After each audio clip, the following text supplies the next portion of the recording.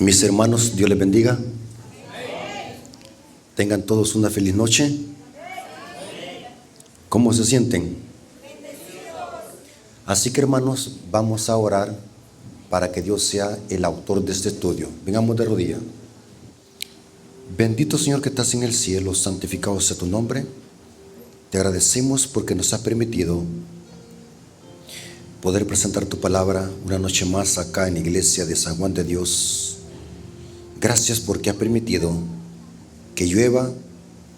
Gracias porque has permitido que nosotros como hijos tuyos estemos en este lugar para escuchar tu palabra. Gracias por tus bendiciones. Te lo agradecemos en el nombre de Jesús. Amén. Ok, hermanos, vamos a tener una clase muy importante sobre profecía bíblica. Como siempre lo digo, tenemos que concentrarnos para poder comprender este tipo de temas, porque son temas que ameritan suprema concentración. Iniciemos leyendo Mateo 16, versículos 27 al 28. Mateo 16, versículos 27 al 28. Aquí está hablando nuestro Señor Jesucristo. Y está hablando de su venida. Porque el Hijo del Hombre vendrá en gloria ¿de qué? De su Padre. ¿Con quién? Con sus ángeles. Entonces pagará a cada uno conforme a sus obras. Y ahora noten cómo dice el versículo 28. De cierto digo. Pero noten que está hablando, ¿de qué está hablando Cristo anteriormente? De su venida. No pierdan la hilación del tema. Cristo está hablando de su venida. Y en ese contexto le dice a los discípulos, de cierto os digo que hay algunos de los que están aquí. ¿Quiénes eran los que estaban aquí en ese entonces? Los discípulos. Que no gustarán la muerte hasta que hayan visto al Hijo del Hombre viniendo en su reino. Esto aparentemente se contradice, porque los discípulos ya murieron, pero Cristo aún no ha venido. Entonces aquí puede haber tres posibles explicaciones. Cristo le dio una mentira a los discípulos. El escritor se equivocó, o nosotros no entendemos lo que quiere decir Cristo.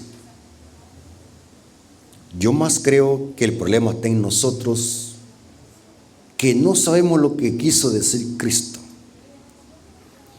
Porque dice él, de cierto digo que hay algunos de los que están aquí que no gustarán la muerte hasta que hayan visto venir al Hijo del Hombre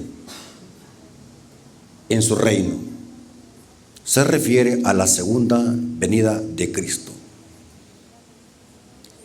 Habían algunos discípulos que no iban a morir hasta ver la venida de Cristo. O sea, iban a estar vivos hasta la venida de Cristo. ¿Conocen ustedes algún apóstol de los 12 que esté vivo todavía? ¿Conocen algún apóstol de los 12 que esté vivo? Entonces, ¿qué está tratando de decir Cristo? ¿Qué significa la expresión? De cierto digo que hay algunos de los que están aquí, en ese momento eran los discípulos, que no gustarán la muerte hasta que hayan visto al Hijo del Hombre viniendo en su reino. Saben de que estos son uno de los versículos que usan los ateos para decir que la Biblia tiene errores y que la Biblia se contradice. Porque aparentemente aquí vemos una contradicción. Porque los discípulos ya murieron y Cristo no ha venido aún. Entonces, ¿cuál es la explicación de este texto? Cristo no mintió, ni tampoco Mateo se equivocó. Vamos a ver de que esto tiene su explicación, así que de eso se va a tratar la clase. Vamos a hacer un estudio profundo de este evento. ¿Qué significa en profecía bíblica este evento escatológico?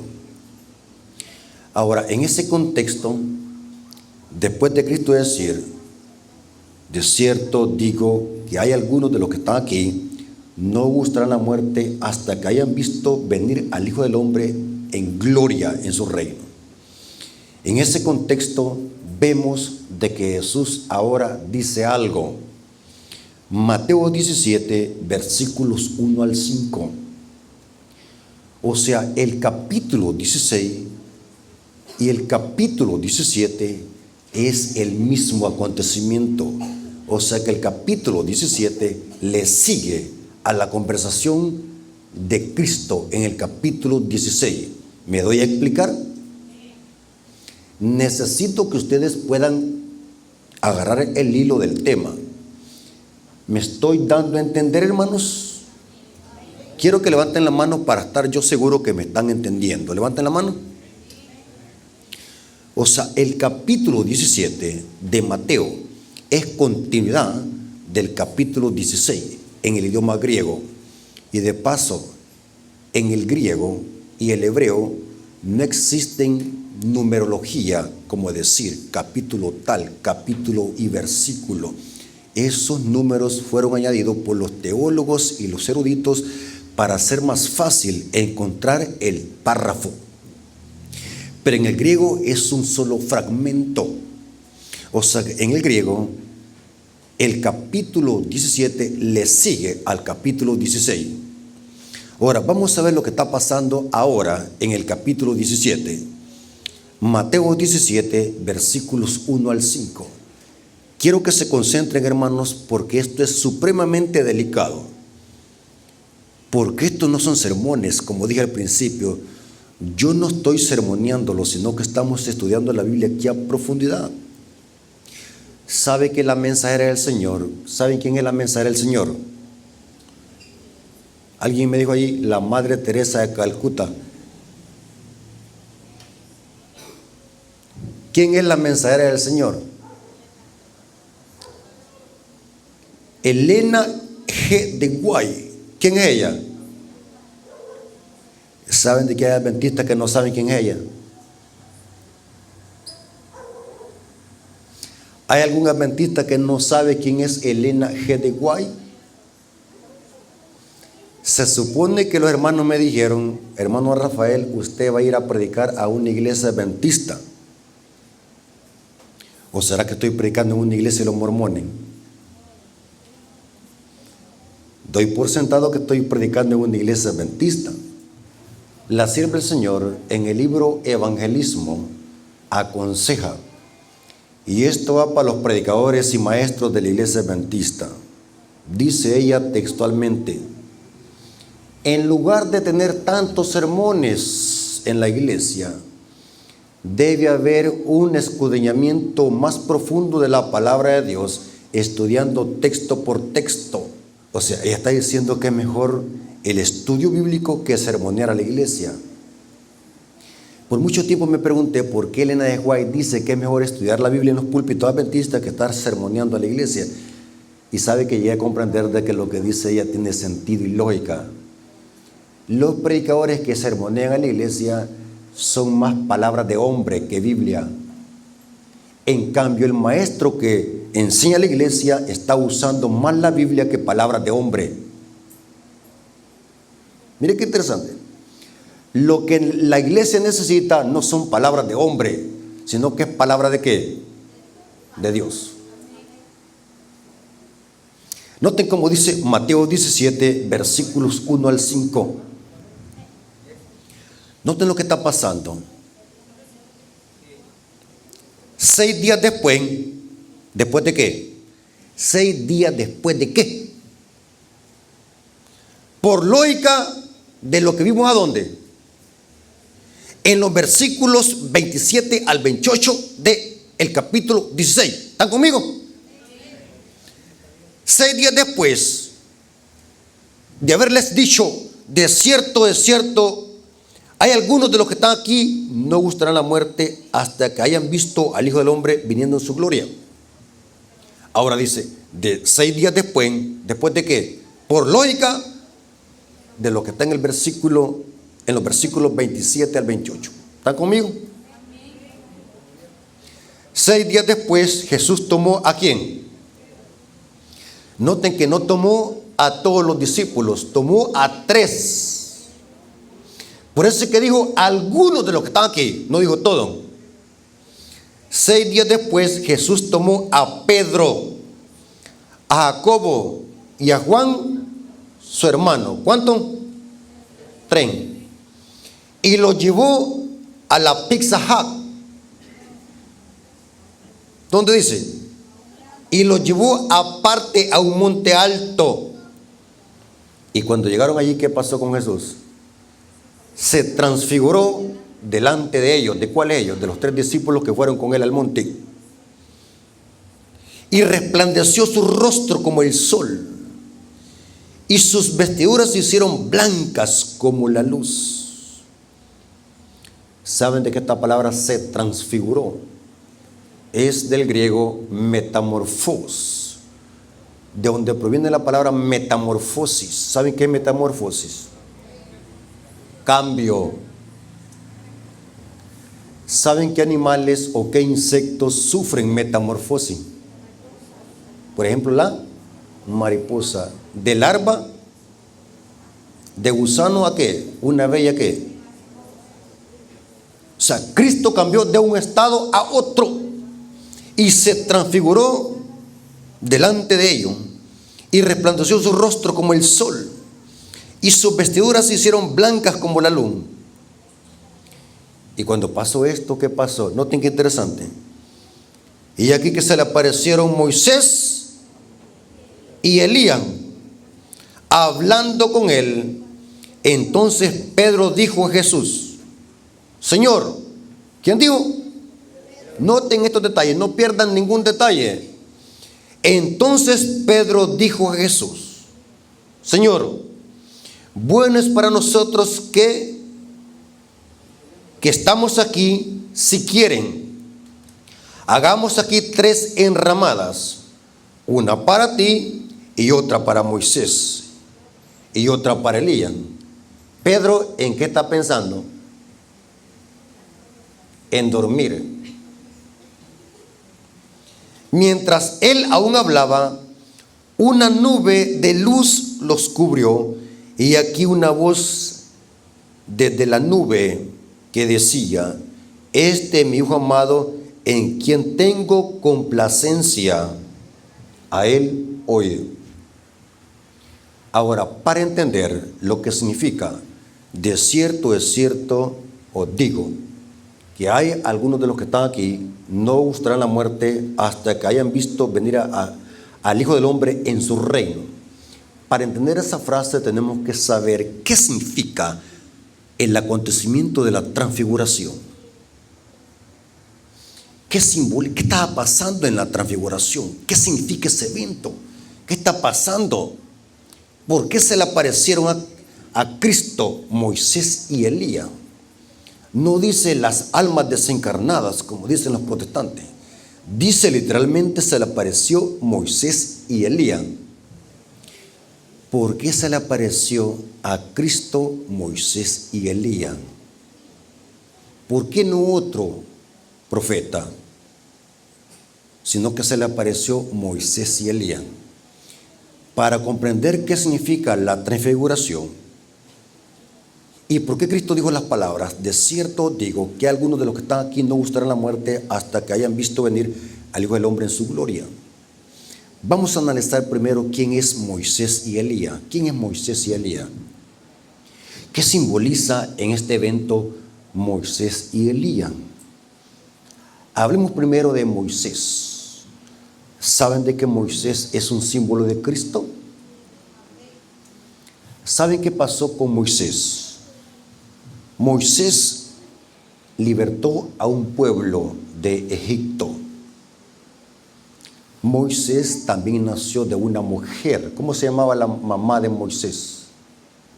Jocabed. Interesante.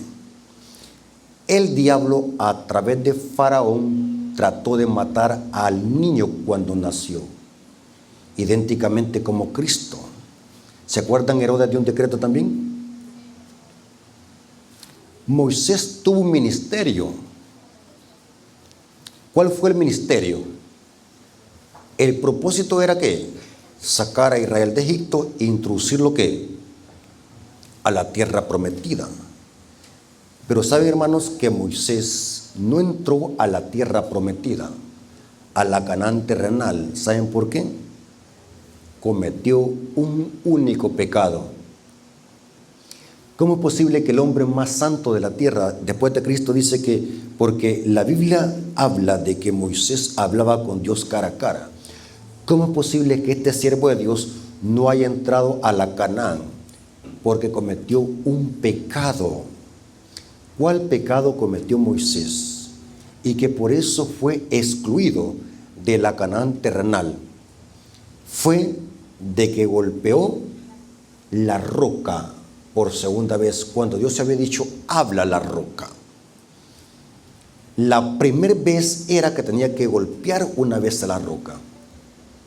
Pero Moisés en la segunda vez no tenía que golpear la roca, sino que tenía que hablar la roca e iba a salir agua de la piedra de Oreb.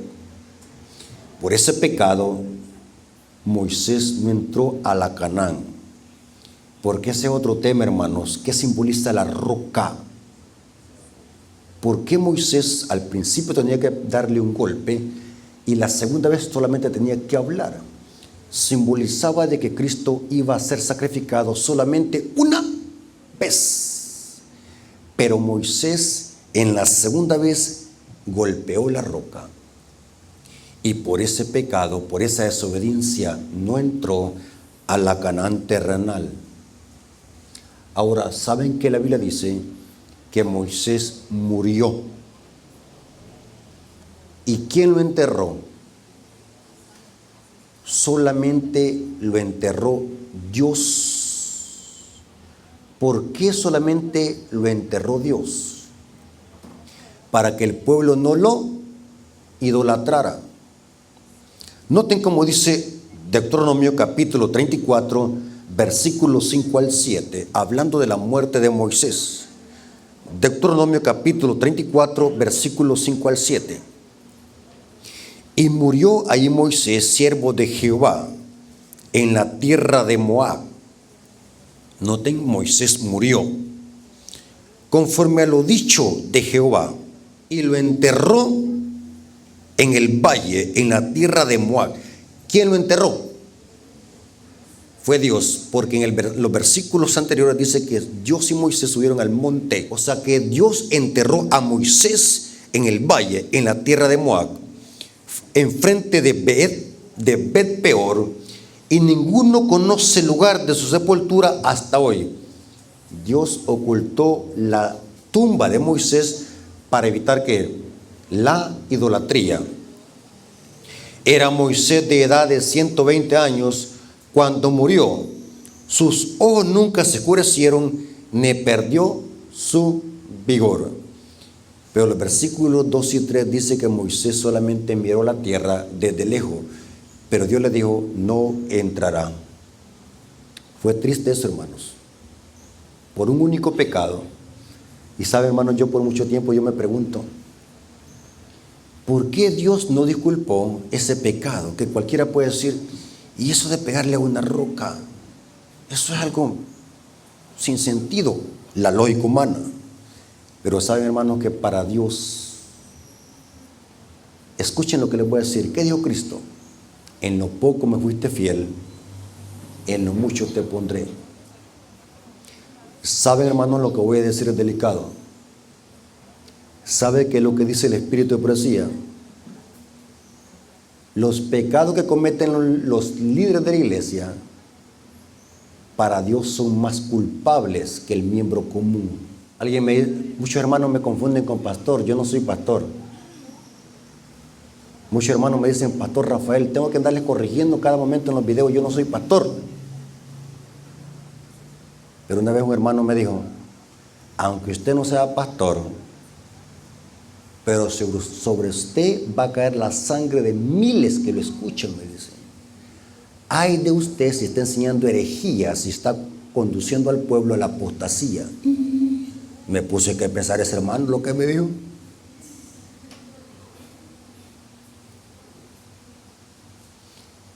Dice el Espíritu de Profecía que al no disculpar el pecado de Moisés estaba demostrando que para Dios los líderes son más culpables de la apostasía. Y casi nadie habla de eso.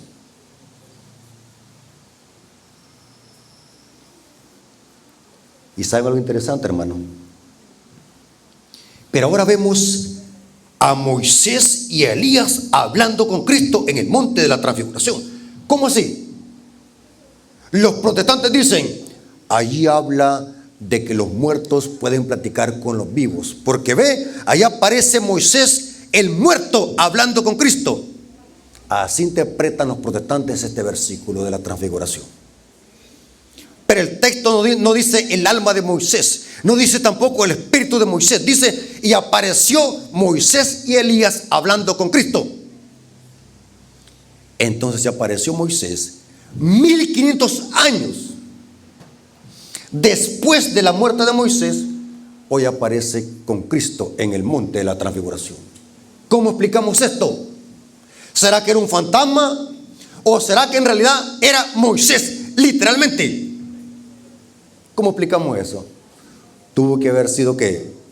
Moisés literal, vivito y coleando. Por lo consiguiente, Moisés tuvo que haber ¿qué? Resucitado. ¿Saben de que por eso es que Moisés es un símbolo de Cristo? Cristo nació de una mujer. ¿Cómo se llamaba la mujer? María. El diablo trató de matarlo cuando era bebé, a través de Herodes. Cristo tuvo un ministerio de libertar a su pueblo del Egipto espiritual del pecado, sí, con su muerte. Cristo murió, sí. Fue sepultado, sí. ¿Quién lo resucitó a Cristo? El Padre. Por lo consiguiente, a Moisés, ¿quién lo resucitó? Tuvo que haber sido Dios. Ahora, usted me va a decir, ¿se acuerdan anoche que les dije yo, hermano, que siempre que esté predicando alguien dígale, hermano, discúlpenme, deme la cita? ¿Quieren que les dé la cita?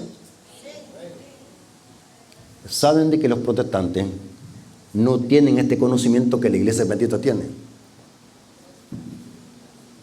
¿Dónde dice la Biblia que Moisés fue resucitado por Cristo? Judas capítulo 1, versículo 9. Judas capítulo 1, versículo 9. Pero cuando el arcángel Miguel, ¿quién es Miguel, hermanos? Los protestantes dicen, Miguel es un ángel. Los adventistas son parientes de los testigos de Jehová. Dicen así, porque dicen que Miguel es Cristo. Ellos dicen de que somos blasfemos porque comparamos a Cristo con un ángel. ¡Qué tremenda ignorancia, hermanos! ¡Qué tremenda ignorancia! Miguel no significa que sea un ángel, ni tampoco arcángel significa que sea un ángel. Son términos para identificar el nombre de Cristo de batalla.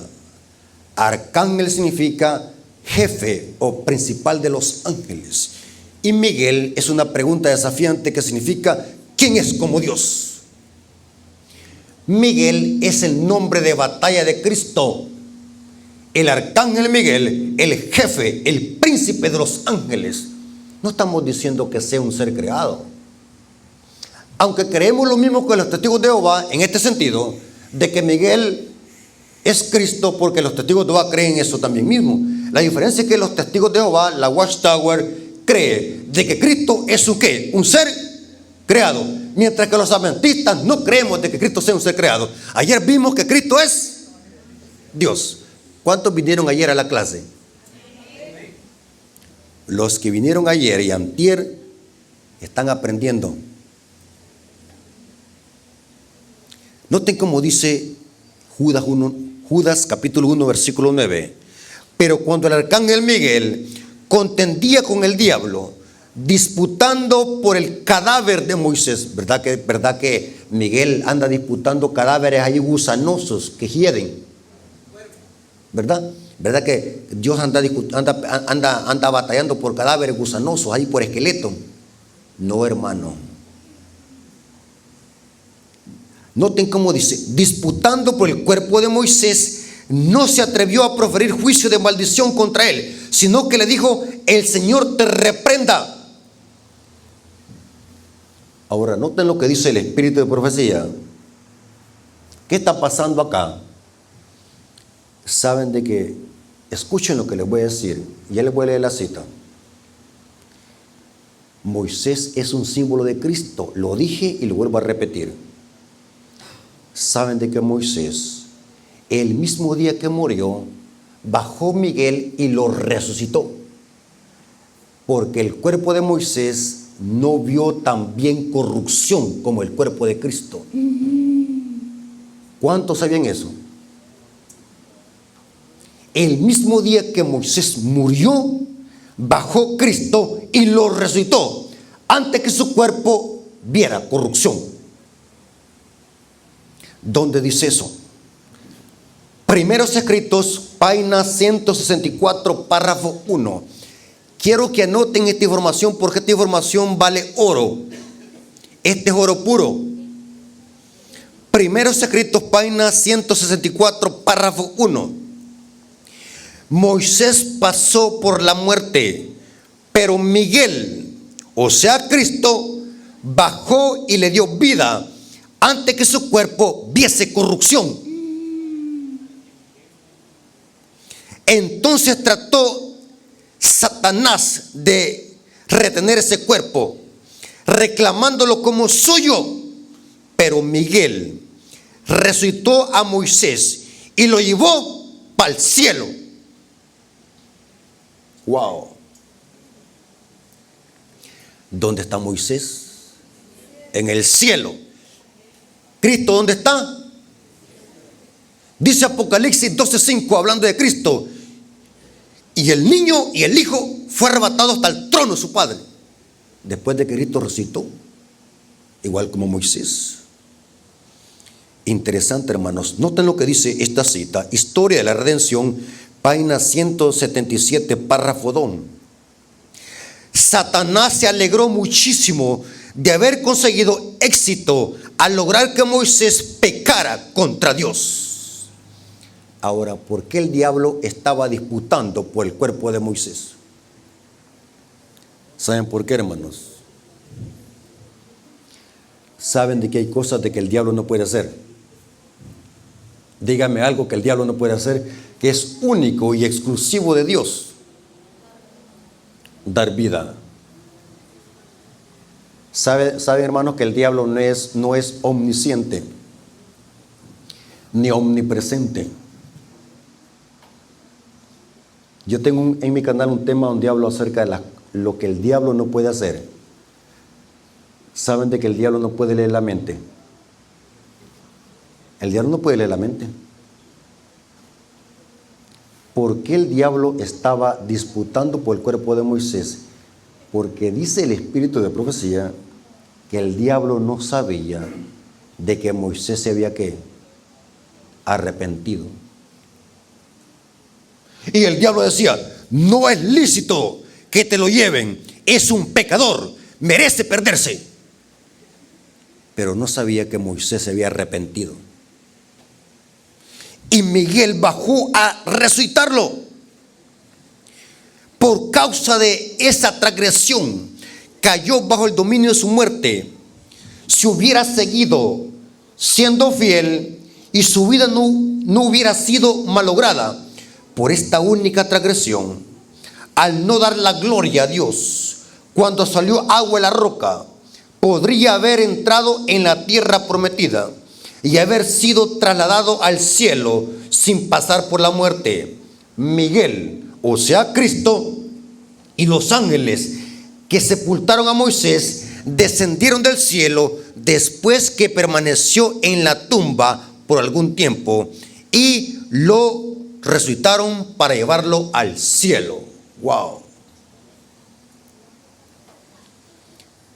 Saben de que el cuerpo de Moisés no vio corrupción, igual como el cuerpo de Cristo. Saben, hermanos, lastimosamente una semana es muy poco. Le estaba diciendo a los hermanos que yo quisiera venir para diciembre para venir a dar un seminario pero profundo del santuario y el plan de salvación. Pero estamos hablando de un estudio profundo. Estoy escribiendo un libro de profecía bíblica. Espero que lo compren. Un hermano me dijo: mire, hermano, quién sabe que ese libro se lo compren porque van a decir de que usted es un miembro que nunca ha estudiado teología. Van a decir que usted es un miembro. Para que el libro tenga valor tiene que decir ahí en la página PH.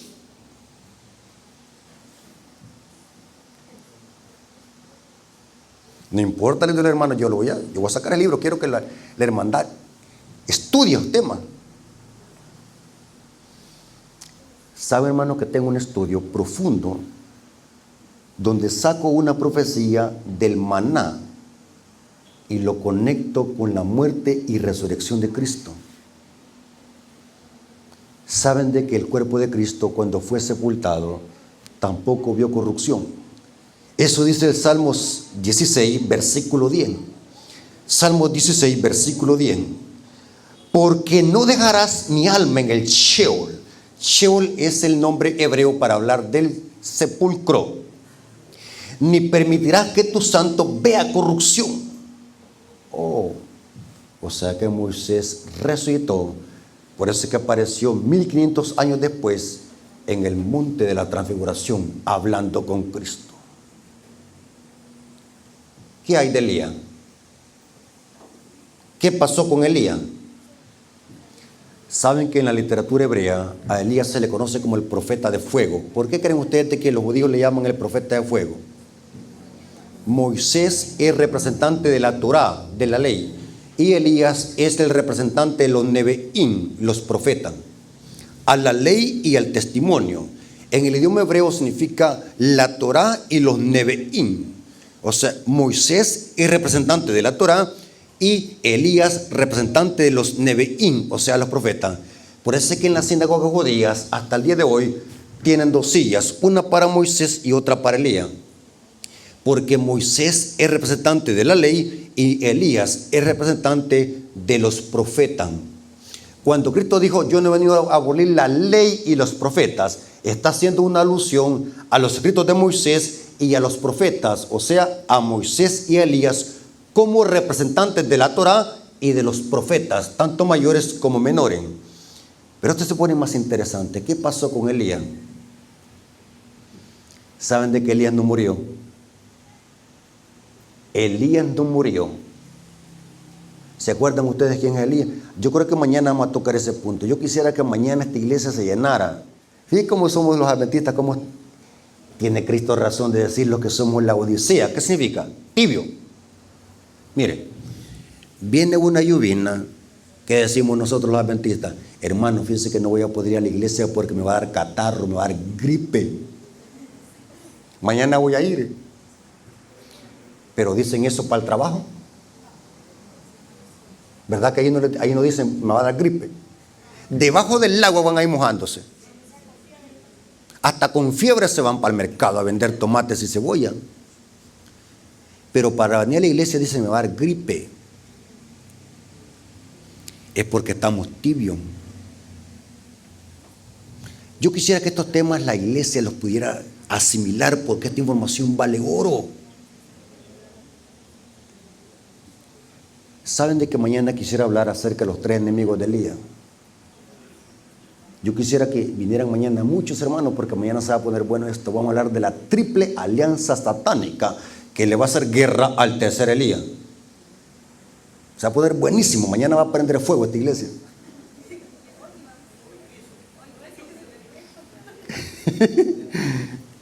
¿Cómo dice, hermana?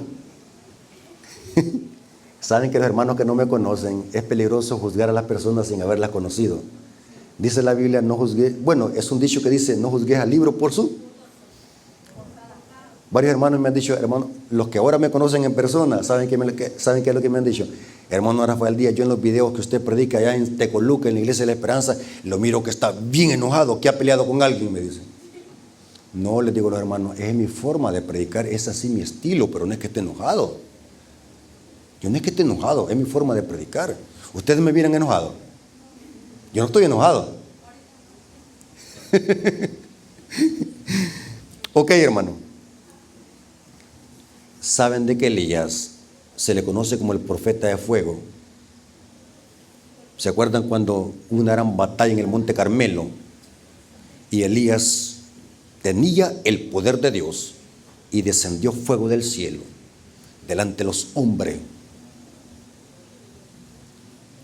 Y sabe, hermano, que Elías tuvo un ministerio de 3 años y medio. ¿Por qué digo 3 años y medio? Porque hubo una sequía en Israel. ¿De cuántos años? De 3 años y medio. ¿Y quién lo andaba buscando para matarlo? A Elías. Una triple alianza. ¿Quién era? El rey Acab, Jezabel y los falsos ¿qué? Profetas de Baal. Andaban buscándolo para darle un premio, ¿va? ¿O para qué? Para decapitarlo. ¿Por qué razón? Porque Acab le echaba la culpa a Elías de la desgracia. Pero después de su ministerio, Elías, ¿para dónde fue llevado? Elías no vio la muerte. Diferente a Moisés, Moisés sí vio la muerte. Elías fue llevado vivo al cielo. ¿Dónde dice eso? Segunda de Reyes 2:11. Segunda de Reyes 2:11. Y aconteció que yendo ellos y hablando, aquí va Elías hablando con Eliseo. Y aconteció que yendo ellos y hablando, he aquí un carro de fuego. Saben, hermanos, que este carro de fuego, ¿de dónde salió? Dice el Espíritu de Profecía que salió del arca del pacto. Un carro de fuego con caballo de fuego apartó a los dos y Elías fue llevado ¿a dónde? Al cielo en un torbellino.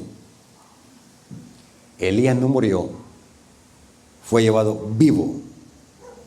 Ahora, aquí viene lo interesante. Ahora, aquí va la explicación. ¿Por qué en el monte de la transfiguración se le apareció Moisés y Elías hablando con Cristo?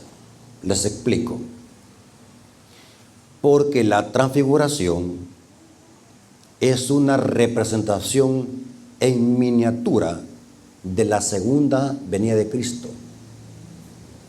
Cuando Cristo se transfiguró, de esa manera vendrá en su segunda venida. Se cumplió la profecía. Hay algunos de los que están aquí no gustarán la muerte hasta que hayan visto venir al Hijo del Hombre en su gloria. Vieron la segunda venida de Cristo, estos 3 discípulos, pero en miniatura. Así como Cristo se transfiguró, así vendrá en su segunda. La predicción se cumplió. No estaba mintiendo Cristo, se cumplió. Vieron los discípulos la segunda venida de Cristo en miniatura. ¿Saben qué es miniatura? Pero ¿por qué se le apareció Moisés y Elías? ¿Saben de que esto también tiene una explicación? Moisés y Elías representan las 2 clases de justos que estarán hasta que Cristo venga. Moisés representa a los justos que van a resucitar cuando Cristo venga por segunda vez. Y Elías representa a los justos vivos que estarán vivos cuando Cristo venga por segunda vez. Mire qué interesante. Moisés representa a los justos muertos y Elías representa a los justos vivos.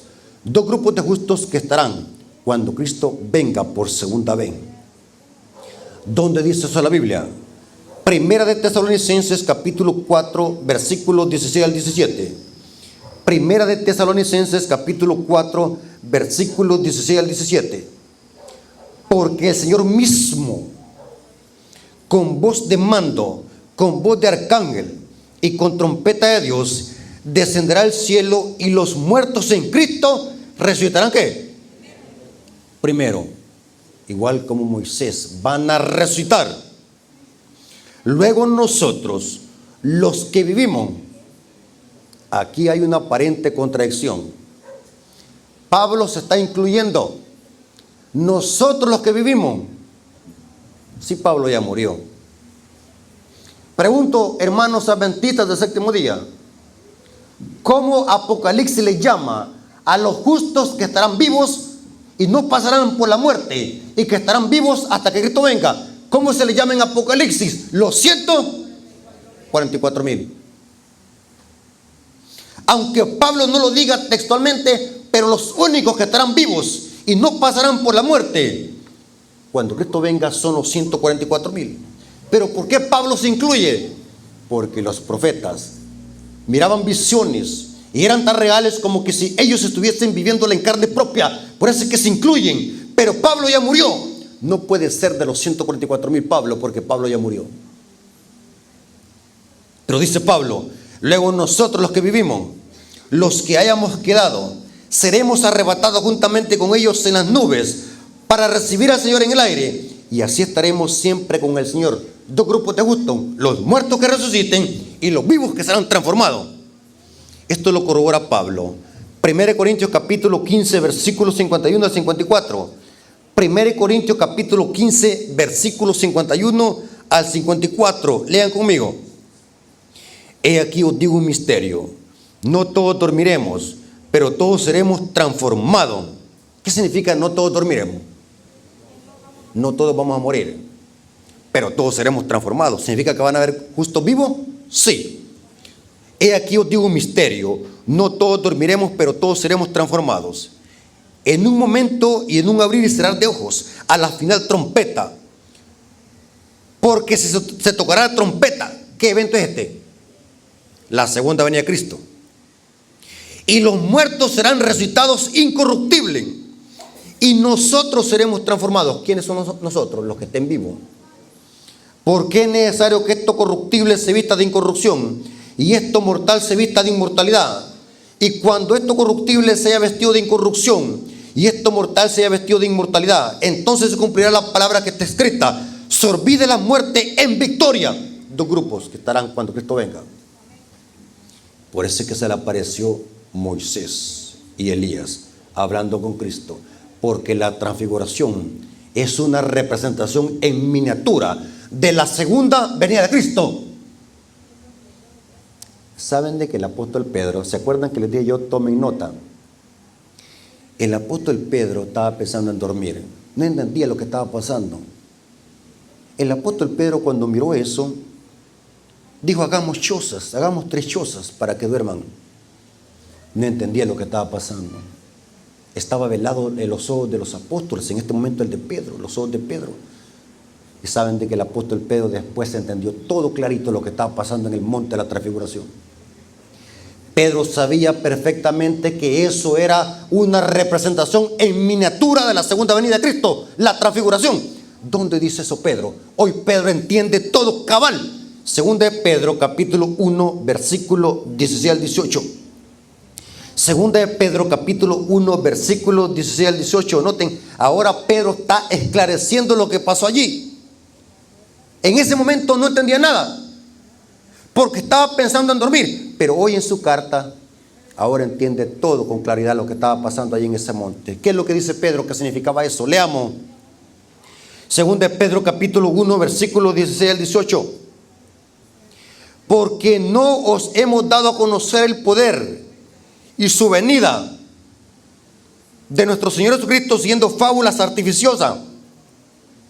O sea, Pedro está diciendo, lo que le estoy escribiendo, lo que le estoy contando, no es porque alguien me lo contó, no es porque escuché fábulas de otro, sino, ahora noten por qué dice Pedro que está contando esto, sino que habiendo visto con nuestros propios ojos su majestad, pues cuando él recibió de Dios Padre honra y gloria, le fue enviado desde la magnífica gloria una voz que decía: este mi hijo amado, en el cual tengo complacencia.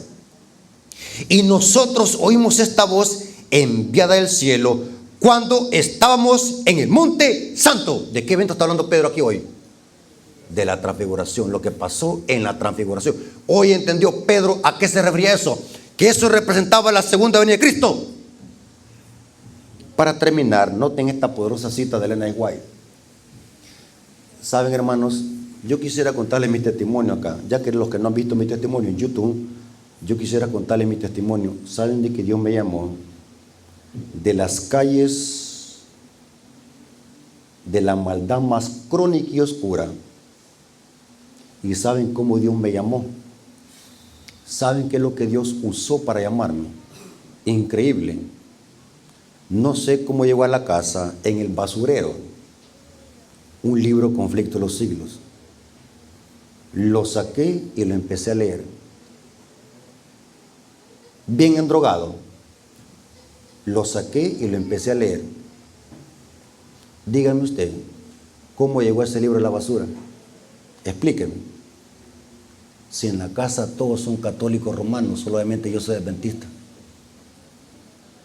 Explíqueme. Empecé a leer el Conflicto de los Siglos y me impactó ese libro. Porque el primer libro que leí fue el Conflicto de los Siglos. ¿Y saben algo interesante, hermano? Por eso es que predico como predico. Porque Dios me formó con ese tipo de mensaje. ¿Y saben de qué habla el Conflicto de los Siglos? ¿Saben por qué a muchos predicadores no les gusta citar ese libro?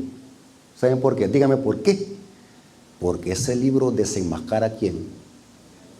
Al papado y a la Iglesia Católica y al protestantismo apóstata. Por eso es que en mis temas usted va a ver que solamente predico de eso, pero de diferentes perspectivas, de la bestia, del papado, del anticristo, del protestantismo apóstata, porque Dios me formó de esa forma. Varios hermanos me han dicho, hermano Rafael Díaz, fíjese que esos temas que usted predica me dan miedo, me tiemblan las patitas como usted está predicando. ¿Por qué no predica de amor y de melancolía? Y cuando los hermanos me dicen así, ¿este hermano será que quiere que le cuente un poema de amor? Sí, cuando me dicen así, hermano Rafael Díaz, hable de amor. Porque la gente se ha confundido de que predicar estos temas es hablar de odio. Entonces, cuando los hermanos me dicen, hermano Rafael Díaz, hable de amor, inmediatamente se me viene a la mente un poema de amor. ¿Será que este hermano le cuente un poema? Yo le puedo contar un poema. ¿La hermana quiere que les cuente un poema?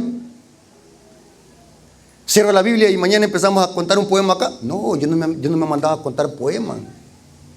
Yo me he mandado aquí a la iglesia de San Juan de Dios a predicar la pura palabra.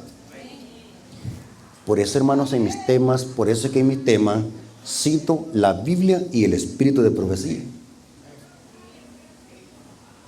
¿Sabe, hermano, que si los hermanos me hubieran invitado y me hubieran dicho, hermano Rafael Díaz, lo invitamos a la iglesia de San Juan de Dios, pero no queremos que cite Elena de White, inmediatamente lo hubiera bloqueado?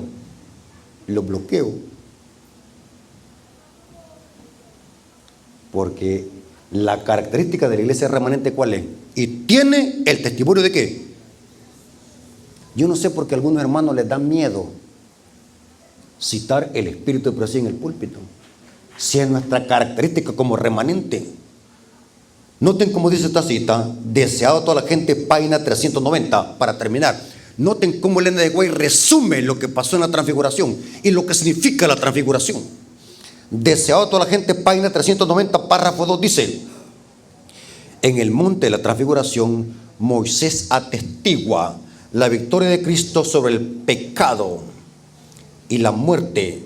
Representa, noten qué representa Moisés.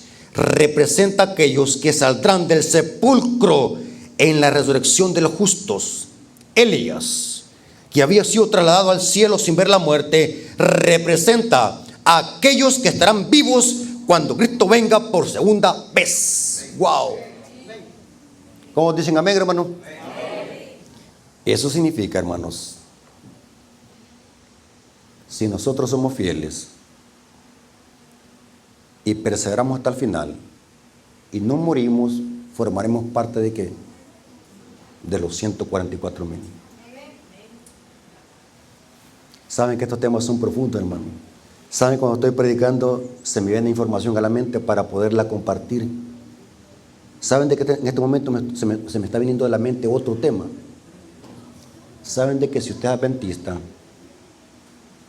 y muere creyendo en este mensaje fiel, va a resucitar en una resurrección especial o parcial que va a suceder antes de la venida de Cristo, que menciona Daniel 12, versículo 2 y Apocalipsis 1:7, y lo corrobora el espíritu de profecía. Pero por el momento no puedo tocar ese tema porque los puedo confundir, pero son temas profundos. En mi canal tengo mucha información sobre eso. Todo adventista que muera creyendo en el mensaje del tercer ángel va a resucitar en la resurrección especial o parcial que menciona Daniel 12:2. Ahora, hermanos, yo quiero terminar este estudio con un llamado. ¿Cuántas visitas hay acá? ¿Saben, hermanos, que nada en este mundo sucede por casualidad? En el Evangelio no existen casualidades. ¿O creen ustedes que existen casualidades? Existen milagros. Si Dios ha permitido que estemos acá en este lugar escuchando este tipo de mensajes, es porque Dios tiene un propósito para ustedes, hermano. ¿Cuál es su nombre, hermano? Hermano Iván. ¿Y la hermana? ¿Cuál es su nombre? Benisa. Ok. Ok. Mire qué interesante, hermano. ¿Cómo se llama la hermana? Paola. ¿Y los niños? Alondra. Ok. Vamos a orar por estas familias, hermanos. Vamos a orar por estas familias y por los niños. El hermano también, el hermano es de la iglesia, es anciano. Ella es solo acompañante. Ok. Vamos a orar, hermanos. Vengamos de rodillas. Arrodillémoslo.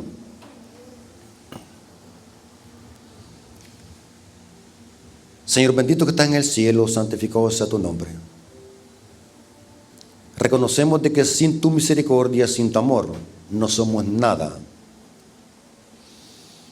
Venimos de rodillas porque así está escrito que ante ti se doblará toda rodilla y toda lengua confesará que Jesús es el Señor. Estamos de rodillas orando con un propósito por nuestro hermano y amigo Iván, por la hermana Alondra y sus niños. Oramos, Señor, para que tú hagas un milagro en sus corazones. Reconocemos de que solo por medio de tu Espíritu Santo es que somos convencidos de pecado, de justicia y de juicio. Oramos para que tú obres en nuestros corazones y podamos hacer un pacto contigo, ya que en los días que vivimos son muy malos. Y este mundo está por colapsar, estamos viendo en los últimos días y solamente en ti encontramos paz. Bendícelo, Señor. Agradecemos por tu palabra. Agradecemos porque aquí en la iglesia de San Juan de Dios se ha predicado lo que tú dijiste a través de tu mensajera, la verdad presente para esta última etapa de la historia. Gracias, Señor, porque has usado a tu siervo para poder transmitir este mensaje. Te lo agradecemos en el nombre de Jesús. Amén. Dios me lo bendiga, amigos y hermanos.